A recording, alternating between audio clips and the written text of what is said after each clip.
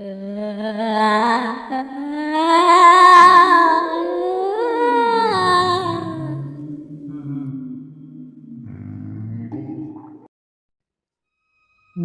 दोस्तों, एक बार फिर से स्वागत है आपका हमारे हॉरर पॉडकास्ट शो में। इधर मेरी पत्नी चीख रही होती है और उधर वह बुढ़िया कुछ अजीब सी आवाज़ में बुदबुदा रही होती है, लेकिन उसे आवाज़ जो सुनाई दे रही थी वह साफ नहीं होती है। बस एक आवाज़ मेरी पत्नी को साफ साफ सुनाई दे रही थी और वह आवाज़ थी, मुझे दे दे, मुझे दे दे, इसको मुझे दे दे। ऐसा सुनकर मेरी पत्नी तेजी से चीखने लगती है और उस आवाज़ को सुनकर मेरी छोटी बहन और माँ के कानों में पहुँचते ही वे दोनों भी वहाँ पहुँच जाते हैं। उन दोनों ने पूछा कि क्या हुआ बहू, तू इतनी घबराई हुई क्यों है? तो मेरी पत्नी ने डरते हुए इशारा खिड़की की ओर किया। जब मेरी माँ और मेरी बहन दोनों खिड़की की ओर देखती हैं तो वह वहाँ जो भी देख रही होती हैं उसे देखकर वह दंग रह जाती हैं, क्योंकि वह बुढ़िया अभी भी वहीं खड़ी हुई थी और सिर्फ एक ही रट लगाए हुए थी, मुझे दे दे, मुझे दे दे, ये मुझे चाहिए ही चाहिए। यह सुनकर अब तीनों भगवान के मंदिर में जाकर बैठ जाते हैं और तेजी तेजी से भगवान का जाप करने लगते हैं, लेकिन उस बुढ़िया की आवाज़ अभी भी उन तीनों के कानों में आ रही होती है। दरअसल उस दिन मैं अपने व्यापार के सिलसिले में बाहर गया हुआ था। अब वे तीनों भगवान के पास जाप करते करते बहुत समय बीत चुका होता है और सुबह के 4 बज चुके होते हैं। तभी दरवाजे पर एक दस्तक आती है और मैं तेजी से कहता हूँ, माँ दरवाज़ा खोलो। मेरी आवाज़ सुनकर मानो उन तीनों को सुकून मिला हो और तेज़ी से वे दरवाज़ा खोलती हैं। पहले तो मुझे बहुत गुस्सा आता है कि इतनी देर क्यों हो गई दरवाज़ा खोलने में, लेकिन दूसरे पल जब मैंने उन तीनों का चेहरा देखा तो मैं समझ गया था कि हो ना हो इन तीनों के साथ रात में कुछ अजीब सी अनहोनी घटी हुई होगी। जब मैंने पूछा तो मेरी छोटी बहन ने डर के मारे कांपती हुई जुबान में सब कुछ मुझे बताया। अब माँ को समझ में आ चुका था कि उसके परिवार पर बरगद के हड्डल चुड़ैल की साया पड़ चुकी है। मेरी माँ ने मुझे एक बार फिर पूछा, उस रात सच सच बताओ तुम लोग, तुम्हें देर क्यों हुई थी? तो मैंने अपनी माँ को उस रात की पूरी घटना बताई।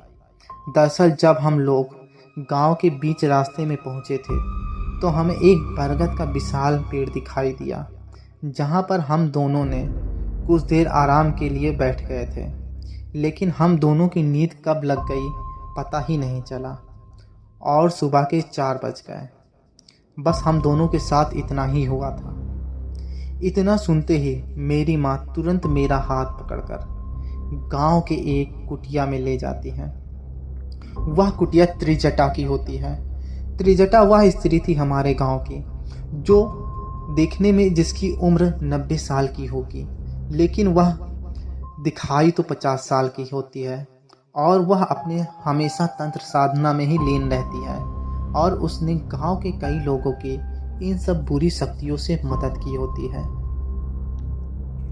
जब मैं अपनी माँ के साथ उनकी कुटिया के बाहर पहुँचता हूँ तो माँ कुटिया के अंदर तो चली जाती है, लेकिन मेरे पैर कुटिया की दहलीज को पार नहीं कर पाते हैं। पता नहीं मुझे क्या हुआ, लेकिन मेरे कदम बढ़ ही नहीं रहे होते हैं, मानो किसी अदृश्य शक्ति ने मुझे रोक रखा हो। तब मेरी माँ कहती है, बेटा तू अंदर क्यों नहीं आ रहा है? मैंने माँ से कहा, माँ मैं अंदर नहीं आ पा रहा हूँ, पता नहीं कौन सी शक्ति मुझे रोक रही है।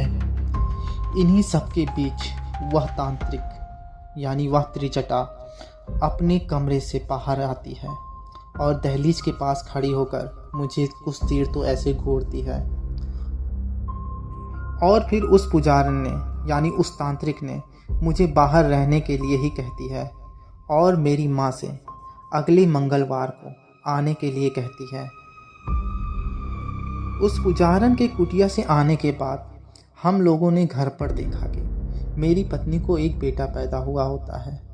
यह सब देखकर हम लोग पिछली रात जो भी घटनाएं घटी होती हैं वह सब भूल जाते हैं और खुशी में भविष्य में आने वाले खतरे को हम लोग नज़रअंदाज कर देते हैं।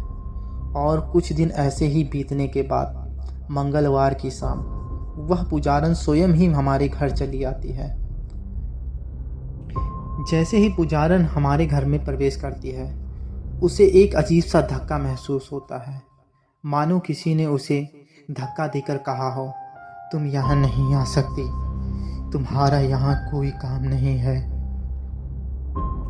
अब वह पुजारन घर के बरामदे में बैठ जाती है और मुझे अपने पास बैठाती है और मुझसे कहती है अपना दाहिना पैर आगे बढ़ाने के लिए। और जब मैं अपना दाहिना पैर आगे बढ़ाता हूँ तो मुझे यह देखकर विश्वास नहीं होता है। मेरे दाहिने पैर पर एक लाल रंग का धागा बना हुआ था जिसको मैंने या मेरी माँ ने कभी नहीं बांधा होता है और उस पर मेरी नज़र आज तक कभी पड़ी भी नहीं होती है। यह देखकर वह पुजारन कहती है, यह धागा उस बरगद की हड्डल ने ही तुम्हें बांधा है जब तुम दोनों उस रात बरगद के पेड़ के नीचे सोए हुए थे। और कहते हैं अगर हड्डल ने किसी के शरीर पर यह धागा बांध दिया तो वह उस इंसान को ज़रूर ले जाकर मानती है और उसका बचना एकदम मुश्किल होता है। मेरी माँ पुजारन के सामने मिन्नतें करने लगती है कि माता बचा लीजिए इन्हें, मैं अपने बच्चे को खोना नहीं चाहती हूँ। फिर कुछ देर बाद उस पुजारन ने अपने सामान से एक लकड़ी की गुड़िया निकाली और उसे पानी में डाल दिया। यह सब हो ही रहा था तभी माँ को वह हड्डल खिड़की के बाहर नजर आती है, लेकिन इस बार वह उस हड्डल के चेहरे पर सिर्फ एक रहस्यमयी मुस्कान होती है और फिर वह वहाँ से चली जाती है।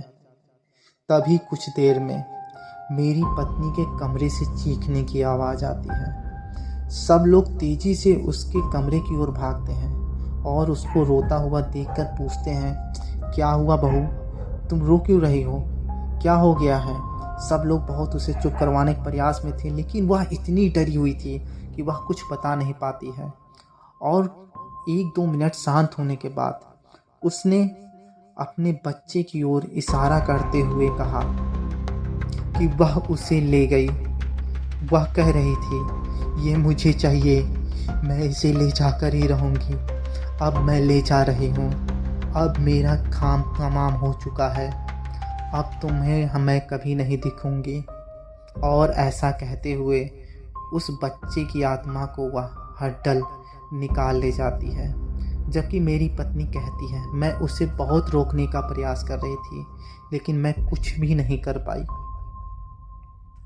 अब जब लोगों ने बच्चे को पालने में देखा तो वहाँ बच्चा तो था लेकिन उसकी सांसें नहीं थी। इस घटना से परिवार के सभी सदस्य दुखी हो जाते हैं और मैं तो सदमे में ही रहता हूँ।